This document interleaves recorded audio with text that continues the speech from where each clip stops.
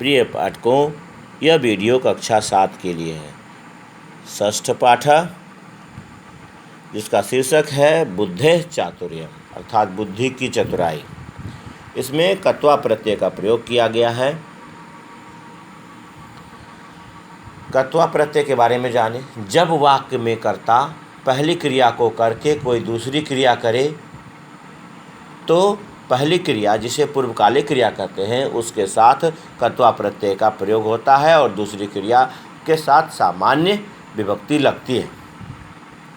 कत्वा प्रत्यय का प्रयोग इस पाठ में बहुत ही खूबसूरती से किया गया है। लाल रंग के शब्दों को देख सकते हैं जिसमें कत्वा प्रत्यय का प्रयोग किया गया है।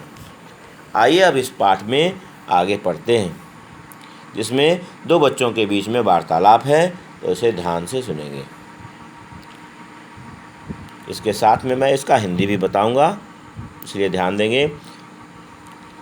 माधव कहता है, उर्मिले पश्येदं चित्रम अहो कीदृशे मनोहरे माले सतः। अर्थात उर्मिला देखो यह चित्र, आहा कैसी मनोहर मालाएं हैं। फिर उर्मिला कहती है, आम माधव जानसे किम एत्यो कह भेदा।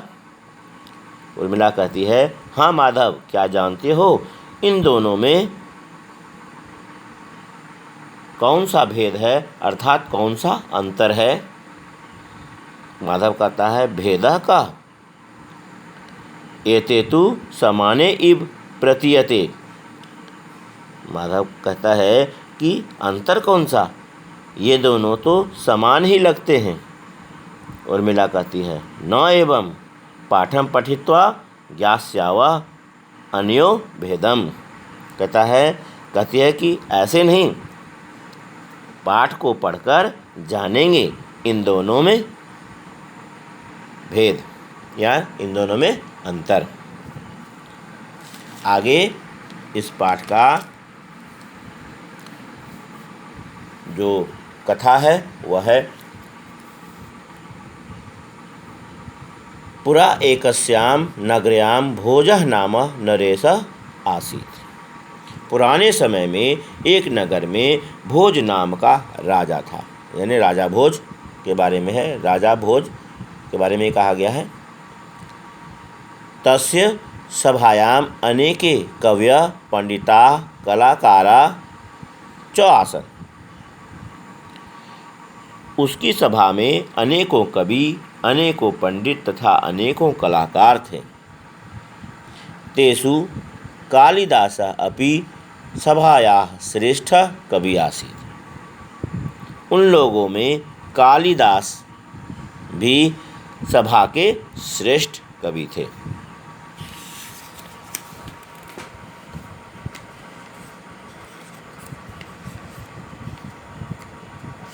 एकदा सह राजा औचिंतयत्।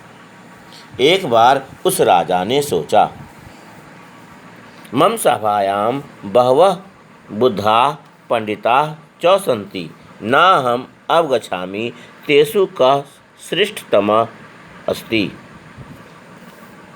अर्थात कहते हैं, वह राजा सोचता है कि मेरी सभा में बहुत सारे बुद्धिमान और पंडित लोग हैं, मैं नहीं जानता हूँ उनमें से कौन सबसे श्रेष्ठ है। अतः तेषां बुद्धे परीक्षां करिष्यामि। अतः उन लोगों के बुद्धि की परीक्षा करूँगा। ततः सः द्वौ पुष्पहारौ अरचत। उसके बाद उसने 2 फूलों का हार बनवाया। तयो एकः शुद्ध पुष्पानां हारः आसीत्, द्वितीय च कारगद पुष्पानां कृत्रिम हारः। द्वौ अपि समानौ मनोहरौ च आस्ताम्।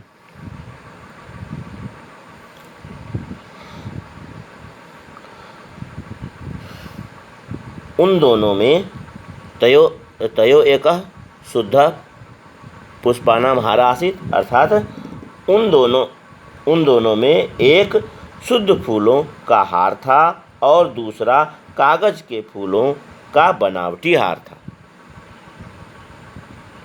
दोनों ही समान और मनोहर थे, अर्थात सुंदर थे, मन को हरने वाले। तदा नरेशः सर्वान् पंडितान् सभायाम आहूय अकथयत्। तब राजा ने सभी पंडितों को सभा में बुलाकर कहा, अत्र द्वयमाले सता द्वयो माल्यो एका कार्गदानां द्वितीया च शुद्धपुष्पानाम् अस्ति। युष्मासु यः विद्वान् शुद्धपुष्पानां हारं पृथक् करोति तस्मै पुरस्कार रूपेण लक्ष सुवर्णमुद्रा दास्यामि।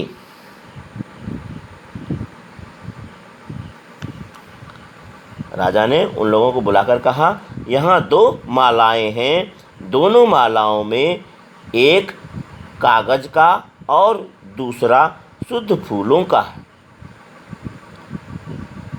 तुम लोगों में से जो विद्वान शुद्ध फूलों की हार को अलग करता है उसको पुरस्कार के रूप में 1 लाख स्वर्ण मुद्राएं दूंगा।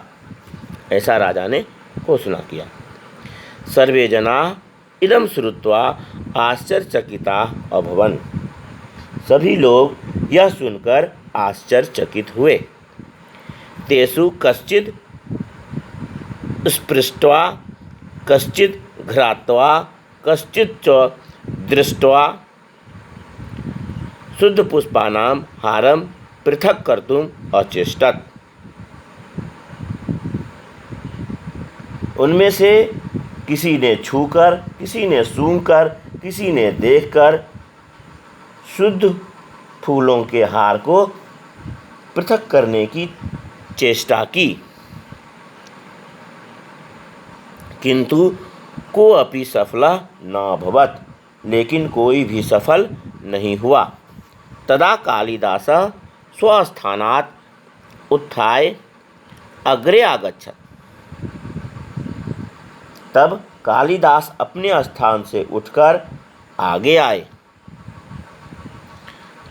सह माले सभायाः बहिः प्रकाशे अनयत्। सह माले सभायाः बहिः प्रकाशे अनयत्। वह दोनों मालाओं को सभा से बाहर प्रकाश में लाए। तत्क्षणम् अनेकाः मधुमक्षिकाः शुद्धपुष्पानां मालायाः उपरि अतिष्ठन्। उसी क्षण अनेकों मधुमक्खियाँ शुद्ध फूलों की माला के ऊपर बैठ गईं। सः पुनः सभायां प्रविश्य अवदत्। वह पुनः सभा में प्रवेश करके बोले, यम माला शुद्ध पुष्पानाम अस्ति। यह माला शुद्ध फूलों की है। भूपति तस्य बुद्धे चातुर्यम प्राशंसत। राजा उसकी बुद्धि की चतुराई की प्रशंसा किए। तस्मै च पुरस्कारम अयच्छत। तस्मै च और उनको पुरस्कार दिया। स्वनाम धन्य कालिदास सर्वत्र प्रशंसाम अलभत। अपने नाम से धन्य कालिदास ने सब जगह प्रशंसा पाया। सत्यमेव उक्तम विद्वान सर्वत्र पूज्यते। सच ही कहा गया है कि विद्वानों की सभी जगह पूजा होती है, अर्थात विद्वान सभी जगह पूजे जाते हैं। इसके पश्चात इस पाठ का शब्दार्थ दिया हुआ है।